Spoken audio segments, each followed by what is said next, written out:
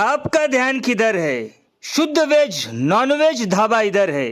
खाने के शौकीन लोगों के लिए खुश खबर। अब बेला शहर में भवानी पेट्रोल पंप के बाजू में नया ढाबा। हमारे यहाँ वेज नॉन वेज जल्द सेवा, पार्सल भी सुविधा है। 18 घंटे ड्यूटी, 18 घंटे सेवा में आपके Jagdamba restaurant family dhaba. Hotel management से कोर्स कर तजुर्बा हासिल कर हरि कृष्ण। Phone number 9494433633।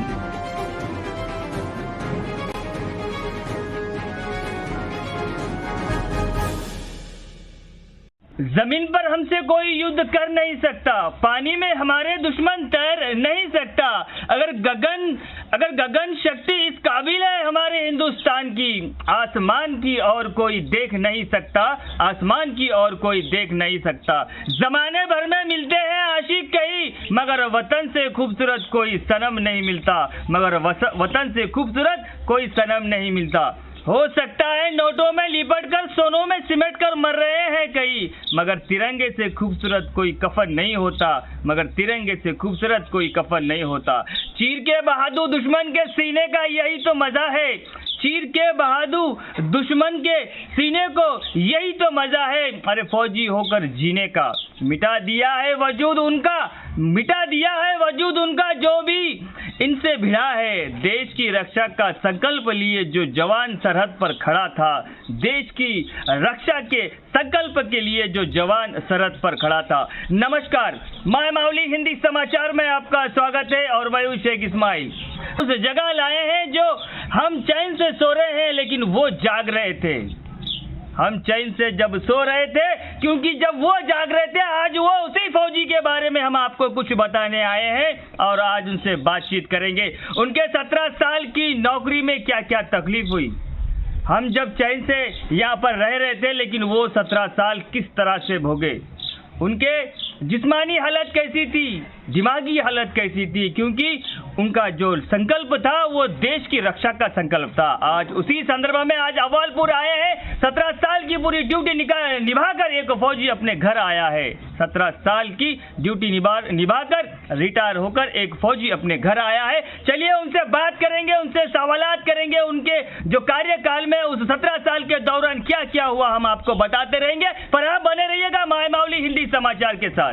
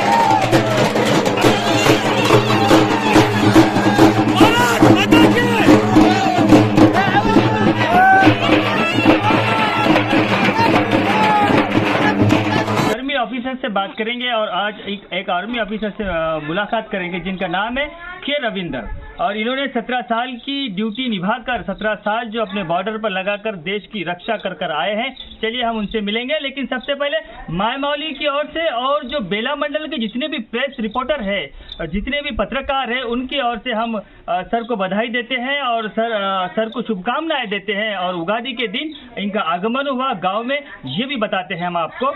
और सबसे पहले तो हम माय माउली की ओर से सैल्यूट करते हैं सर। सैल्यूट है सर आपको, और हार डालेंगे सर को और एक गुलदस्ता देख के सर का स्वागत करेंगे। सर आपका स्वागत है माय माउली हिंदी समाचार में। हमने सुना है कि हर सक्सेस आदमी के पीछे एक औरत का हाथ होता है। हाँ बिल्कुल, ये सच बात है। हमने के रविंदर से भी पूछा, जो फौजी है, जो देश के रक्षक थे, उनसे भी पूछा। आइए बात करेंगे उनकी धर्मपत्नी स्नेहल से। क्या चाहते हैं इन्हों, अब इनको यहाँ पर आकर क्या महसूस हो रहा, अब जो रिटायर्ड हो गए इसके बाद में क्या महसूस हो रहा, और मैडम भी उनके साथ थे कुछ साल, मैडम भी साथ थे और उन पे भी क्या बीती उस 17 साल के दौरान, ये भी पूछेंगे हम। चलिए बात करेंगे मैडम से। मैडम, आपको जो सर आप वापस आ चुके हैं, तो घर पर आ चुके हैं, तो मैडम आपको अब कैसा महसूस हो रहा, और आपका क्या योगदान है सर के ड्यूटी में? सर जब देश की रक्षा के लिए सरहद पर डटे थे और कश्मीर भी जाना हुआ सर का, बहुत से वाकया इनके साथ में हुए, तो मैडम आपका क्या योगदान है इसमें? जी, पत्नी होने के नाते तो मैं बहुत परेशान रहती थी। कश्मीर में गया था, फिर डर लगता था, मतलब कैसा रहता है क्या है, लेकिन एक फौजी की वाइफ हूँ तो प्राउड फील करती हूँ।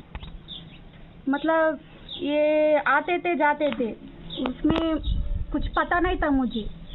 फिर इनके साथ में एक पोस्टिंग रही थी राजस्थान में, तो ये मतलब कुछ चीज़ के लिए मैं मांगती तो ये केयर नहीं करता था, जाओ जाके लेके आओ।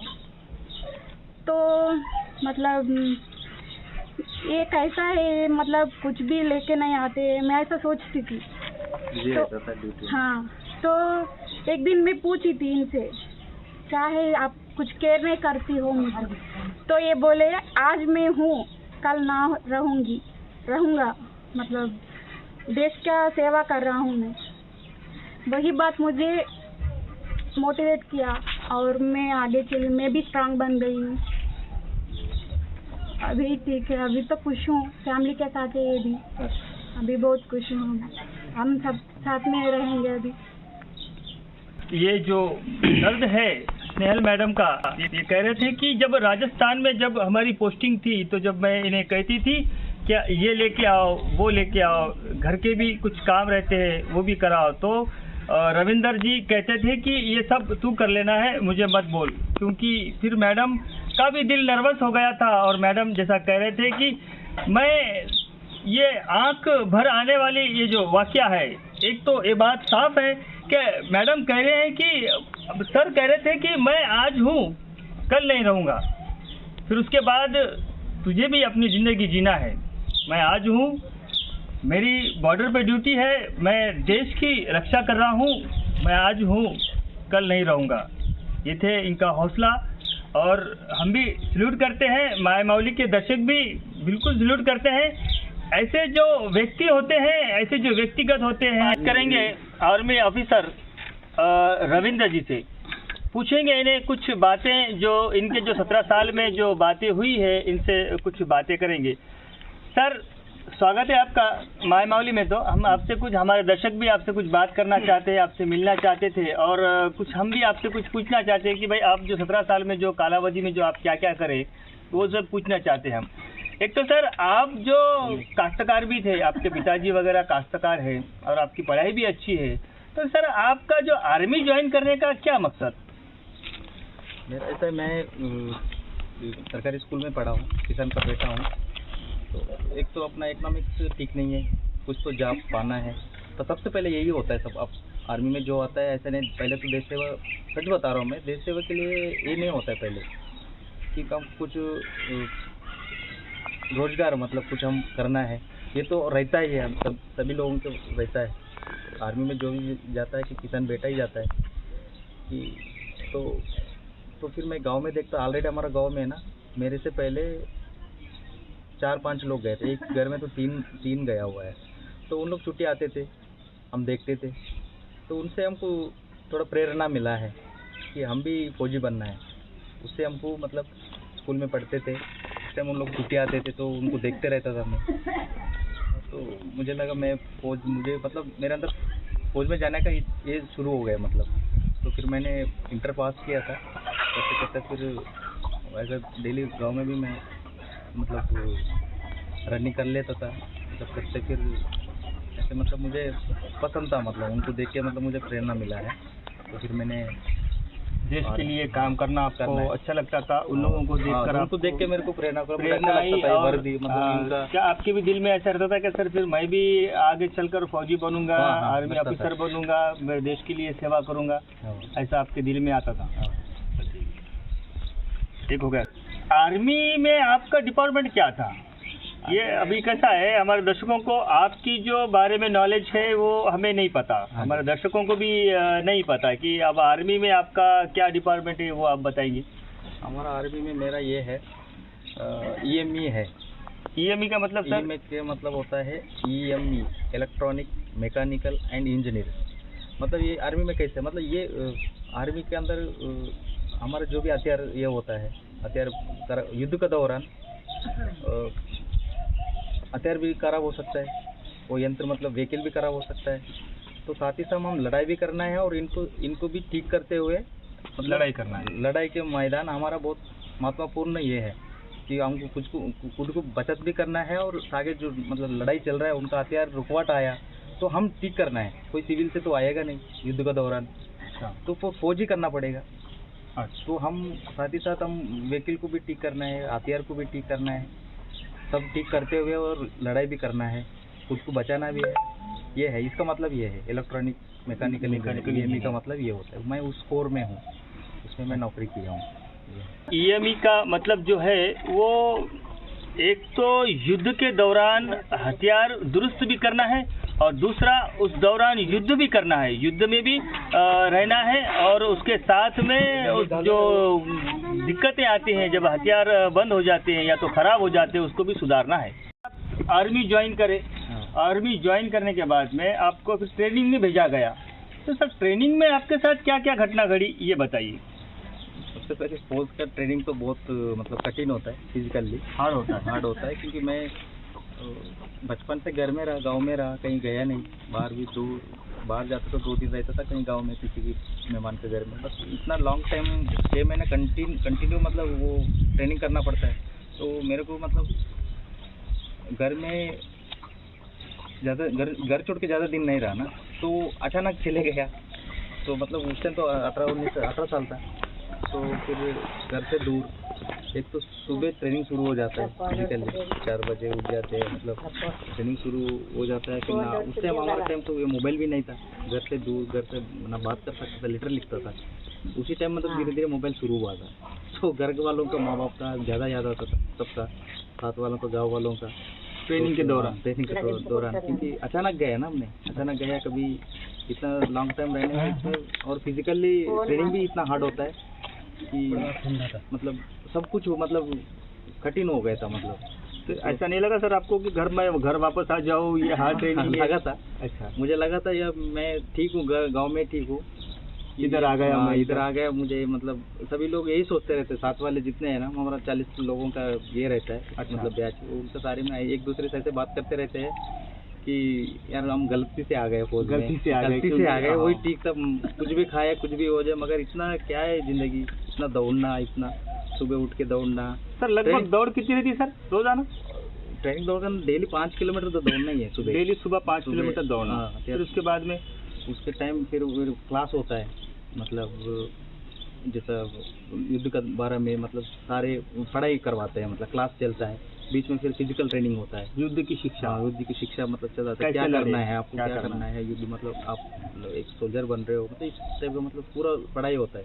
6 महीने बेसिक ट्रेनिंग सभी के लिए होता है, मतलब कोई भी ट्रेड हो, मतलब 6 महीने तो ट्रेनिंग पूरी करके कठिन फिजिकल ट्रेनिंग, बेसिक ट्रेनिंग बोलते हैं इसको, बेसिक ट्रेनिंग कर फिर आगे आपको जहाँ पर जहाँ वो मतलब फिर अलग से फिर वो ट्रेनिंग होता है कि आप क्या काम कर रहे हो, मतलब GD है, टेक्निकल है, इस टाइप का ये होता है। तो उस टाइम तो बहुत ही मुझे महसूस लगा, कुछ 1-2 बंदे तो गया भी है, बाहर चले गए, मतलब घर छोड़ के गया, तो मुझे भी एक बार लगा। साथ वालों मेरे दोस्त लोग हैं, क्लासमेट, मतलब जो बचपन से दोस्त है, इनसे भी आता था, अरे यार मतलब मुझे लगता था मैं चले जाऊँगा, घर चले जाऊँगा और ठीक है खेती बाड़ी कर लूँगा, मस्त रहूँगा, ऐसा लगता था। फिर सोचा मैं पहले क्या सोचा था, ट्रेनिंग के दौरान ऐसा लगता था मैं चले जाऊँ, ज़्यादा विश्वास था ये कर लेगा ऐसे बोलता है ना कि मेरे तो गया आएगा नहीं, गाँव का लड़का गया ट्रेनिंग के लिए, यार मैं क्या सोच के आया था। अभी इधर ये बीत रहा है, मगर गांव में तो किसी को पता नहीं है क्या बीत रहा है अंदर, वहाँ पे क्या बीत रही है आप पर। मैं जाऊँगा तो मेरा बेइज्जती हो जाएगा, और मैं आ गया तो मैं करता हूँ, अभी बोला मैं कुछ भी हो जाए। फिर मैं अपने आप को थोड़ा स्ट्रांग किया, फिर चलते रहा, ट्रेनिंग कंप्लीट हो गया, पूरा कर लिया। फिर गाँव आया, अच्छा लगा, सबसे मिला, फिर जाते समय थोड़ा दुखी हुआ, फिर जा रहा है, फिर हो गया। फिर उसके बाद फिर 9 महीने फिर दूसरा ट्रेनिंग चल रहा है टेक्निकल का, फिर उसमें होने के बाद फिर पोस्टिंग हो गया, मतलब तो जगह है अभी बढ़िया। सबसे पहले पोस्टिंग आपकी कहाँ पर हुई? मेरा पोस्टिंग आया था जलंधर में, पंजाब में। पंजाब में सबसे पहले आपकी हाँ, पोस्टिंग हुई। मेरा तो उस पोस्टिंग में आपको क्या अनुभव हुआ जब आप सबसे पहले पोस्टिंग हुई आपकी आर्मी में? फिर आप पंजाब में है डायरेक्ट, वो भी बॉर्डर के नज़दीकी से करीबी माना जाता है वो भी राज्य। उसमें आपको क्या, आपका अनुभव क्या था उस पर? फर्स्ट पोस्टिंग, फिर आप फर्स्ट पर ड्यूटी पे चढ़े, फिर उसमें क्या अनुभव था आपका? मेरा फर्स्ट पोस्टिंग जलंधर में था, तो वहाँ जाने के बाद मतलब वहाँ थोड़ा ठंडी का इलाका है, क्योंकि कश्मीर से ज़्यादा दूर नहीं है, मतलब ठंड है, नज़दीकी है। तो वहाँ बहुत और गर्मी भी पड़ता है और ठंडी भी ज़्यादा पड़ता है। तो मुझे मौसम का भी थोड़ा ये हुआ। फिर अच्छा सबके साथ मतलब धीरे धीरे आदत गिरती रही, गिरते रहा, फिर आप करते रहा मतलब हाँ। कहाँ पर हुई आपकी?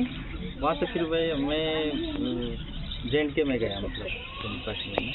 हाँ, वहाँ पोस्टिंग हुआ था मेरा, कारगिल से 24 किलोमीटर दूर है। अच्छा, कारगिल युद्ध होते हैं तो वहाँ जो आप सभी लोग जानते हैं कारगिल बोलने से मतलब सबको ये है ना, वहीं हाँ। से मेरे 24 किलोमीटर दूर था। वहाँ पर आपकी सेक्टर, हाँ, नेक्स्ट पोस्टिंग वहाँ पर हुई? वहाँ पर हुआ था। वहाँ पर मैं सेकंड पोस्टिंग मतलब वहाँ था मेरा। अच्छा सर, फिर कश्मीर में जाकर आपको कश्मीर की जो वातावरण है, फिर वहाँ के लोग हैं, फिर वहाँ का कल्चर है, फिर वहाँ पर टेम्परेचर कम है, फिर सर्दी ज़्यादा होती है, फिर आपको वहाँ कैसा लगा, इसके बारे में बताइए सर आप। वहाँ तो उस टाइम तो मैं सेकंड पोस्टिंग मतलब मैं शादी करके गया पहले, जो मैं ये हुआ था जब शादी हो गई थी शादी हो के फिर डायरेक्ट मैं वहीं छुट्टी में ही मैं शादी किया था, मतलब ब्रेक जर्नी मिलता है ना। अच्छा, तो पोस्टिंग आउट हो गया, जलंधर से पोस्टिंग आउट होके ब्रेक जर्नी में मैंने शादी कर लिया था। अच्छा, शादी करके फिर मैं नया मतलब शादी वाला था मैं, उसी टाइम फिर मैं कश्मीर में पोस्टिंग गया। अच्छा, वहाँ पर पोस्टिंग गया तो मुझे वहाँ तो मेरे बहुत बुरा लगने लगा, मतलब एक तो क्लाइमेट भी ऐसे है, एक तो फिर वाइफ का भी याद आ रहा था, नया शादीशुदा था मैं। अच्छा, तो फिर चला फिर मतलब कठिन ही हुआ, मतलब एक बात बोलूँ तो वहाँ तो ज़्यादा ही मुश्किल हुआ था। क्या फिर आपका दिल कर रहा था कि वापस चले जाओ या? वापस तो आने का दिल नहीं किया, मगर थोड़ा सा कठिन ही था, मतलब जलंधर में इतना वो नहीं था, वहाँ पर अलग ही है ना, मौसम है, ठंडी है, ठंडी है, तकलीफ ज़्यादा कश्मीर में बहुत होती है। ठंडी है। और कुछ कोई बात का डर ऐसा? डर भी होता था अभी कोई क्योंकि वहाँ से पाकिस्तान में ये भी नज़दीकी था, टाइगर हिल बोलते हैं, द्रास में था मैं उस टाइम। फिर वो भी रहता था कि अलर्ट रहना है, हमेशा ड्रेस पहन के रहना है, मतलब बुलेट पर ये सब लगा के रहते हैं। यानी आपको वहाँ पर पूरा सतर्क रहना पड़ता था, रहना तो ड्रेस पहनकर, बुलेट प्रूफ ड्रेस पहनकर। हाँ, हमेशा मतलब वहाँ कठिन ही रहता है भाई, तो क्लाइमेट भी तो बहुत ये है क्योंकि मेहनत में रहता है, मतलब द्रास सेक्टर तो पूरा वो क्या है, वर्ल्ड में 2 नंबर ठंडी है। हाँ, वर्ल्ड में 2 नंबर ठंडी कश्मीर में। वहाँ मैं पूछ लिया था। तो तनाव कब महसूस करें, आपको तनाव कब लगा कि मैं जब यहाँ पर आया हूँ, और आपका जो माइंड सेट था, आपका जो दिमागी हालत थी, जब आपको ऐसा कब लगा ऐसा आपको तनाव आप कब महसूस करें? भैया मैं महसूस तो मुझे मतलब कश्मीर में हुआ बहुत तकलीफ, क्योंकि नया शादीशुदा था और वहाँ का ड्यूटी ऐसे था कि अंदर मुझे बहुत ही मतलब ये होता, ये मतलब हमेशा तनाव में रहता था। मतलब कश्मीर में आप सबसे ज़्यादा तनाव में रहते थे, घर की याद आती थी? डरता मतलब डर क्या, फिर मैंने ऐसे डरते रहेंगे तो मतलब कैसा है, मतलब एक तो घर का चिंता, एक मतलब चिंतन में मतलब मानसिक में ये हो गया था, मतलब इस टाइप का। फिर मैंने फिर रुक गया, मतलब सोचना बंद करके मैंने एक बार सोचा क्या ऐसा रहेगा तो फिर कैसा होगा, मतलब इसमें चिंता करते रहेंगे तो कैसा होगा आगे जाके, मुझे तो नौकरी करना है। तो फिर मैंने अंदर अकेलापन, ड्यूटी में अकेला रहता था तो सोचते रहता था ज़िंदगी के बारे में, हम क्यों आए, मतलब ये क्या है ज़िंदगी, किस मकसद के लिए आए, हम मकसद के लिए आए, क्या ज़िंदगी क्या है। वहाँ तो कुछ दिखता नहीं है, मतलब वैसे ठंडी के टाइम में तो पूरा बर्फ ही रहता है भैया।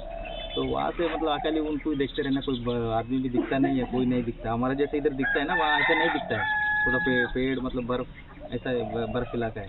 अच्छा, तो वहाँ फिर अकेला मैं सोचते रहता था क्या है, फिर मैं क्या है, मतलब ये क्या है, मैं मतलब पीछे मुड़ के मतलब क्या है ये, क्या है, मतलब ऐसा सोचना तो मैं अपने आप स्ट्रांग बन गया, मैं कुछ नहीं है, ये सब मतलब बहुत ही स्ट्रांग बन गए मैं वहाँ तो। आप फिर दिल में ठान लिए कि बस कुछ नहीं है, इससे ये क्या क्यों? है हाँ, मतलब क्या किस लिए डरना है, डर क्या है, इसलिए तो फिर डरना कुछ है नहीं। वो जब आपको समझ में आया फिर आप और आगे बढ़ते गए। बढ़ते गए बस, बढ़िया। आपके घर वालों की या आपकी बीवी की, आपके वाइफ की क्या भूमिका है जो आप जब 17 साल ड्यूटी करे फिर उसके बाद में 17 साल तक क्या आपके घर के लोगों का कोई टेंशन या तो फिर कोई आपके वाइफ का टेंशन कोई, फिर आपके वाइफ की इसमें क्या भूमिका है सर? वाइफ का तो बहुत भूमिका होता है फौजी। हाँ, ये बात तो सही है सर, वाइफ की तो भूमिका बहुत होती है। उनको भी उतना ही तकलीफ है, हम वहाँ रहता है तो उनको भी उतना ही तकलीफ है, छोड़ के रहना, पति को छोड़ के मतलब अकेला रहना, गांव में मतलब रहना, उधर जाना, कहीं कुछ लाना है तो उनको भी मुश्किल है। तो हमेशा पति साथ में रहने से तो कुछ चिंता नहीं रहता है, तो फिर उनको भी परेशानी होता रहता था। फिर मैं बोलता था अब कुछ दिन है मतलब ऐसा करना है हमको, तो बोलता था फिर आप हिम्मत देते थे, कुछ दिन है गुजर जाएंगे, कुछ दिन है गुजर जाएंगे, रहेंगे बोल के हम मतलब ऐसा आप वाइफ को दिलासा देते थे आप? देते थे। फिर मैं नेक्स्ट पोस्टिंग फिर गया, मैंने राजस्थान में गया था, अलवर में। वहाँ फिर मैं फैमिली लेके गया कश्मीर के बाद फिर आप अलवर आए, तो फिर वहाँ पे फैमिली को रखा, वहाँ मेरा बच्चा भी हुआ है। पहले लड़की कश्मीर में हुआ, फिर एक लड़का इधर राजस्थान में। 2 बच्चे सर? 2 बच्चे हैं, लड़का मेरा उधर ही हुआ है। अच्छा, तो मेरा वाइफ तो मतलब वो भी बहुत ही स्ट्रांग है, मतलब अकेला अपना बच्चों को देखता है और कर लेता है, सब काम कर लेता है, तो भी कोई चीज़ नहीं है, चिंता नहीं है। मतलब मेरा ये लाइफ में मतलब उसका भी बहुत योगदान है। फिर अकेला फिर यहाँ भी रहा, तो परिवार का मेरे को भी चिंता नहीं है, मतलब वो कर लेता है, मतलब परिवार का कोई टेंशन नहीं था आपको, आप खुलकर ड्यूटी कर सकते थे वहाँ पे और कर रहे भी थे। सर कितने साल टोटल, हमारे दर्शक जानना चाहते हैं कि आप टोटल कितने साल वहाँ पर ड्यूटी करें सर? आप कश्मीर में कितने दिन ड्यूटी करें, आप कितने साल ड्यूटी करें कश्मीर में, जब बॉर्डर पर युद्ध पर? वहाँ पर तो मैं 2 साल 3 महीने रहा वहाँ कश्मीर में। आप 2 साल टर्नओवर होता है, 2 साल 3 महीने किया था मैंने। 2 साल में होना चाहिए, 3 महीने और ज़्यादा ही किया था मैंने। अच्छा, 3 महीने और ज़्यादा किए थे। ये 17 साल में आपको, आपके साथ कुछ ऐसा हादसा हुआ कि जब आपको लगा कि बिल्कुल मौत मेरे नज़दीक से गुजरी हो, या तो फिर कोई गोलीबारी, फिर वो तापमान एकदम कम, 0 तो बहुत ही तापमान कम उस ठंडी के दौरान, या कोई ऐसे हादसे हम देखते रहते हैं बार बार टीवी पर, ऐसा महसूस होता है, ऐसा दिखता है कि आपकी तो बहुत मेहनत है वहाँ पर और जो भी फौजी भाई है उनकी तो बहुत सारी मेहनत है। क्या सर आपके साथ भी कुछ ऐसा हुआ उस वक्त में? हाँ हुआ तो बहुत, मतलब कश्मीर में होते रहता था, मतलब उस टाइम तो ज़्यादा ही होते रहता था कि कभी रास्ते में हम कानवाई से आते हैं, छुट्टी आता है तो कानवाई से आता है, तो कुछ भी रास्ता हो जाएगा तो फिर रास्ते में रुक जाते थे 3-3 दिन 4-4 दिन, नो मूवमेंट, जाना नहीं। आगे जाके आगे मतलब कुछ हुआ, मतलब अटैक हुआ है तो आप लोग नो मूवमेंट बोल देते तो वहीं रहना है, ऐसा मतलब होता रहता था। कभी कुछ भी हो गए तो फिर हम भी अलर्ट रहते थे। अभी साथ मतलब ऑपरेशन भी होते रहता था, मतलब कई अटैक, मतलब हम भी अलर्ट रहना पड़ता। कभी ऐसा हुआ कि जब आपकी छुट्टी सैंक्शन होगी हो फिर आपको फिर रोक दिया गया हो? हाँ एक बार हुआ था अभी लास्ट। कब सर वो, कब आप डिटेल बताएंगे सर उसकी, ऐसा कब हुआ था? एक बार छुट्टी मतलब कोई पुलवामा का वो जो अटैक हुआ था ना, पुलवामा का माहौल बन गया था, हमारा छुट्टी, कुछ छुट्टी वालों को वापस भी बुलाया था, फिर हमको छुट्टी भी उस टाइम रुक दिया था। पुलवामा के टाइम में जब बहुत बड़ा हादसा हुआ था, हमारे देश के जो जवान है, छुट्टी रुक दिया था, फिर छुट्टी बंद हो गया सारे का। तब तो मेरा छुट्टी सैंक्शन था, मैं आने वाला था, तो छुट्टी उस वक्त आपको रोक दिया गया था। फिर उसके बाद में फिर कब छुट्टी मिली फिर आपको? ये पुलवामा का पूरा मैटर कम होने के बाद में, ये जो युद्ध जैसा माहौल बना था उस वक्त में। ठीक है, छुट्टी मतलब सबको ऐसे होल्ड किया है, मतलब अभी नहीं जाना है, कोई छुट्टी नहीं जाना बोल कैसे बोला था, ऐसा कोई ज़्यादा ये नहीं हुआ था, मतलब। और एक सवाल है सर, आप जब गांव में आए, रिटायर्ड होकर आए, तो आपका जो गांव में जो माहौल बना था वो जैसा कि त्यौहार के जैसा कि ईद कहते हैं, कल तो गुड़ी पाड़वा था, नवे साल की जो लोग शुभकामनाएं दे रहे थे, लेकिन अवालपुर वासियों को, बेला वासियों को आप जब आ गए थे, जब ऐसा लग रहा था कि नया साल हमारा आ चुका है, गांव में बैंड बाजे ढोल ताशे और तिरंगा झंडा भी फहराया गया, तिरंगा झंडा लहराया गया।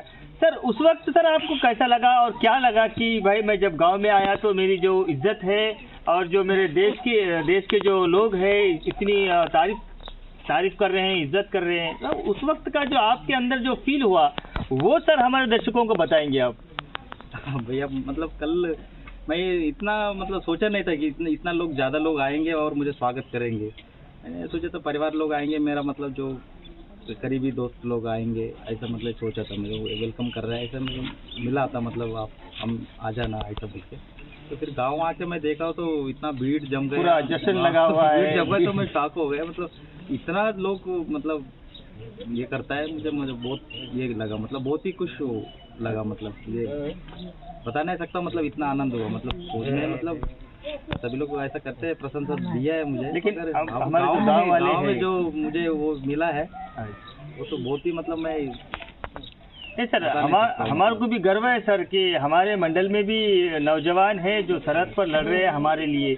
हमारे भी मंडल का नाम ऊंचा हो रहा है सर, आप जैसे लोग हैं, आप जैसे लोगों की वजह से हमारे मंडल का भी नाम ऊंचा हो रहा है। हमें भी बहुत गर्व फील होता है सर, ऐसा नहीं है कि और हमारे माय मावली के पूरा स्टाफ आपका धन्यवाद करता है सर, आपको शुभकामनाएं देता है, क्योंकि हमारे मंडल भी कमज़ोर नहीं है। हम भी सीना तान के कॉलर टाइट कर हम बता सकते हैं कि बेला मंडल में भी जवान है, बेला मंडल में भी फौजी है और बेला मंडल के लोग, बेला मंडल के जवान भी सरहद पर लड़ रहे हैं।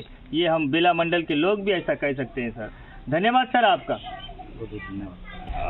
रिटायरमेंट आते समय आपको क्या लगा सर, आपके दिल पर क्या गुजरा जब आप इतने साल वहाँ, जब आपको आदत हो गई थी उन लोगों के साथ में रहने की, देश के साथ में देश के जो रक्षा करने की, तो रिटायरमेंट के समय सर आपको क्या लगा?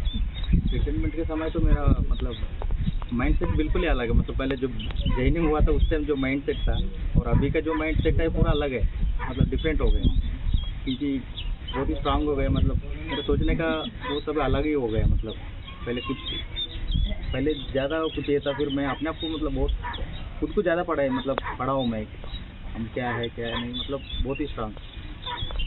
तो ऐसा तो फीलिंग हुआ था मुझे। वर्दी जो लास्ट दिन निकला था थोड़ा आँख में पानी भी आया था।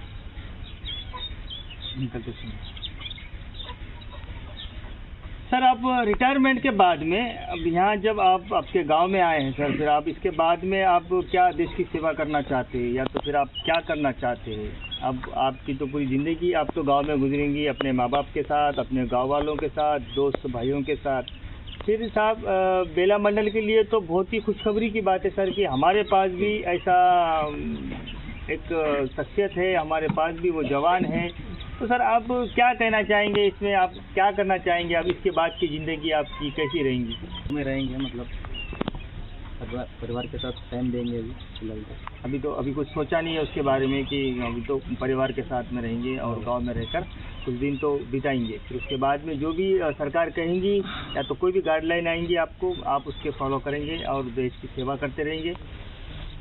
तो ये थे दर्शकों हमारे आज के जो हीरो। आज संडे है और आज संडे में हम आपको ये तोहफा दे रहे हैं, एक हीरो की कहानी हमने आपको सुनाई।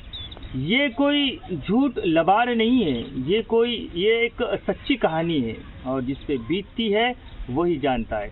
देखिए कोई भी जवान बूढ़ा नहीं हो सकता और जो देश का जवान है वो बिल्कुल भी बूढ़ा नहीं हो सकता, क्योंकि उसके अंदर वो जज्बा रहता है। जब वो पूरे देश को चैन से सुकून से सोने देता है तो क्या वो बूढ़ा हो सकता है क्या?